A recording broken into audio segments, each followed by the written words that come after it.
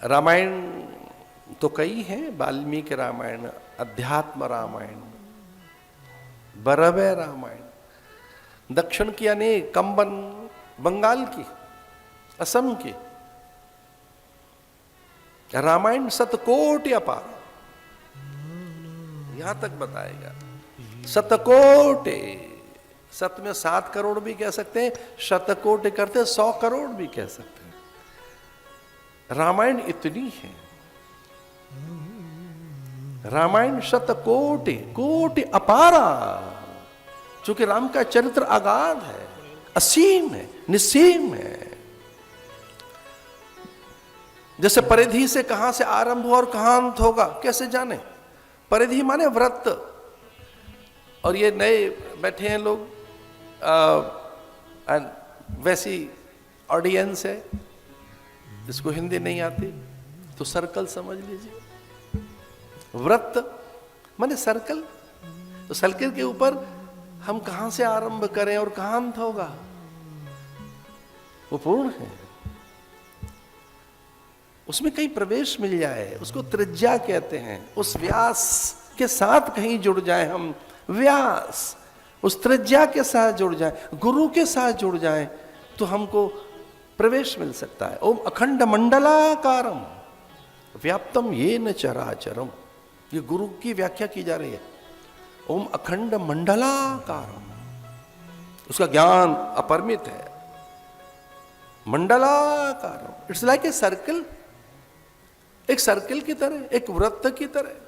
उसकी परिधि पे ही घूमते रहेंगे तो कोई ना उसका आरंभ मिलेगा ना अंत मिलेगा। वो सनातन है, इटर्नल है, ऑमनी प्रेजेंट है, ऑमनीपोटेंट है, एब्सोल्यूट है, इनफाइनाइट है, एंड दैट इज कंप्लीट। पर अंदर से चले तो कथा में अंदर से चलते अखंड मंडलाकारम व्याप्तम येन चराचरम तत्पदम दर्शितम येन, जो देखने की सामर्थ्य देता है। इतनी सी बात समझनी है कि सत्य को समझने की, सत्य को देखने की, सत्य को अनुभूत करने की, सत्यनिष्ठ होने की। हम झूठे होके तो न रहे ना, हम एक फेक लाइफ तो न जिए ना, हम किसी एक ऐसे फैक्ट को तो सच न मान लेना जो झूठा हो। अभी तो आजकल ये बातें कह रहे हैं लोग, ये तो भाई बहुत फेक बात है। तो वो सच क्या है? तो फिर बताते हैं कि देखो ये फैक्ट चेक हुआ है, ये फेक है। अच्छा सच क्या है? फिर वो सच बताते। तो जो संवेदांगों के द्वारा समझा जाता है उसको पश्चिम ने सच कहा। संवेदांगों के द्वारा, यानी जो आंखें देख रही हैं, कान जिसे सुन रहे हैं, हाथ जिसे छू रहे हैं, जिह्वा जिसे चख रही है, नासिका जिसे सूंघ रही है, उसको सच कहा। कई बार तुम गुठली, छिलका, रस, गंध, सुगंध, मकरंद, उसकी मिष्टता, माधुर्यता, स्वाद, पता नहीं क्या सच है उसमें। पहले तो छिलका उतार कर फेंक दिया फल का, पहले तो उस फल के छिलके को ही समझ रहे थे कि सच है, तो छिलका तो उतार दिया, फिर रस की ओर जा रहे हैं, उसका कोई एरोमा। और धन्य है तुलसी बाबा, उन्होंने पहले अक्षर की उपासना की, अक्षर की उपासना कर। आइए हम रामायण में प्रवेश करते हैं। अक्षर की उपासना, अक्षर की, अक्षर ब्रह्म जिसका अक्षर नहीं होता, जो मिटता नहीं। अब ये विज्ञान कह रहा है कि शब्द कभी नहीं मिटते, इसकी ध्वनि, इसकी तरंगें, इसका नाद, इसका अनहद कभी नहीं मिटता। कारण रूप से वो विद्यमान है। महाकारण में भी नाद विद्यमान है। नाद माने तरंगें, वाइब्रेशंस, जो है तरंगे। एक छोटे से मिट्टी के कण में लगभग 25 करोड़ जीव, और उसमें इलेक्ट्रॉन की कल्पना करके देखें, परमाणु की कैसी तरंग है उसमें, चलायमानता, निरंतरता, निरंतरता, स्पंदन, एक छोटे से स्पंदन में अडोरियान एक छोटे से अणु के करोड़वें हिस्से में जाकर देखें, स्पंदन है, वाइब्रेशंस हैं, वाइब्रेशंस, वह नाद है, वहां कोई ध्वनि है। और तुलसी बाबा ने किसी देवता को प्रणाम न करते हुए पहले अक्षरों को प्रणाम किया, शब्दों को प्रणाम किया। वर्णमाल संघानाम रसानाम छंदसामपि मंगलानाम च कर्तारो वंदे वाणी विनायको। जीव का स्वभाव आनंद है।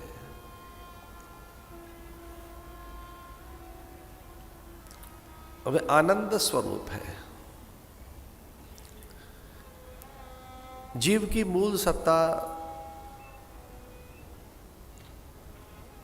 में आनंद से इतर अन्य कुछ नहीं है।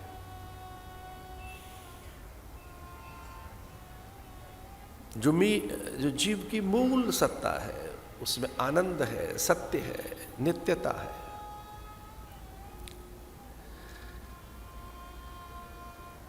जो हमारी मूल सत्ता है, जो हमारा मूल अस्तित्व है, वह सार्वभौम है, समीचीन है, प्रत्येक संदर्भ में नूतन और सामायिक है। वह अखंड है, अव्यय है, सनातन है, वह नित्य है।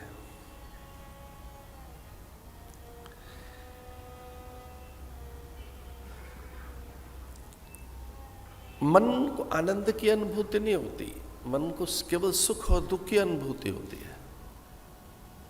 मन आनंद से अपरिचित है, आनंद से अनभिज्ञ है। मन को आनंद का पता नहीं होता।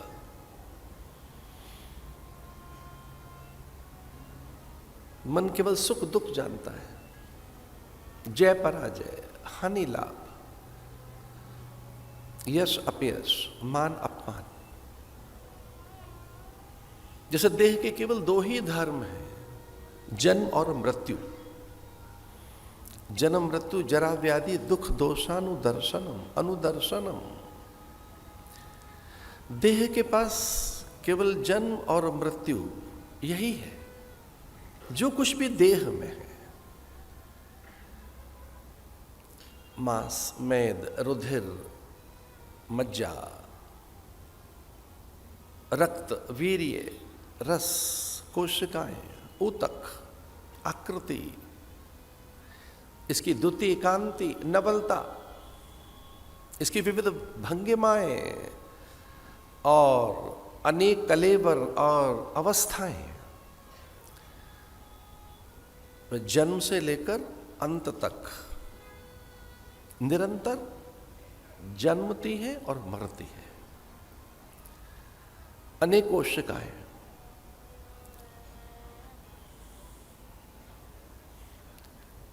इसलिए देह का एक ही धर्म है, आवागमन, आना और जाना।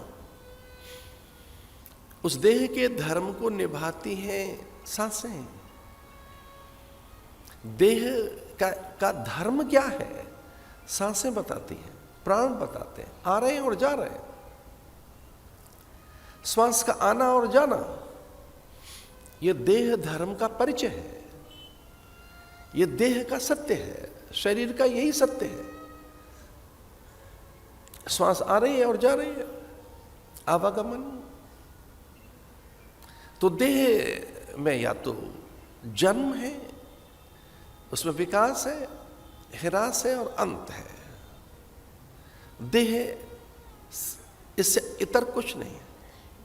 जन्म है, फिर धीरे धीरे शने शने विकास है, फिर देह में ह्रास है, देह का अंत है।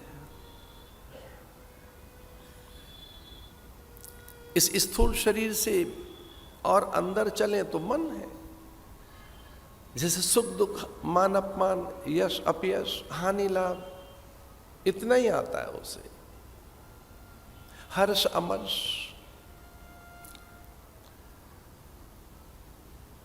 भय, उद्वेग,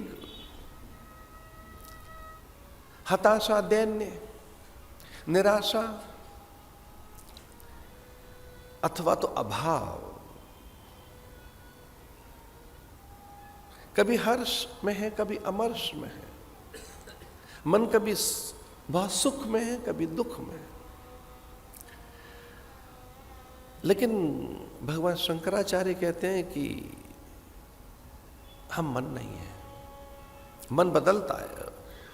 मन विचार का नाम है। मन कामना है, कल्पना है, स्पृहा है, लालसा है, ऐषणा है, वासना है, ग्रहण है और त्याग है।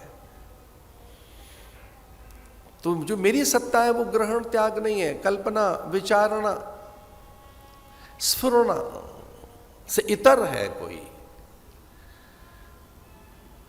तो एक देह, फिर एक सूक्ष्म देह, सूक्ष्म शरीर, फिर तीसरा कारण शरीर।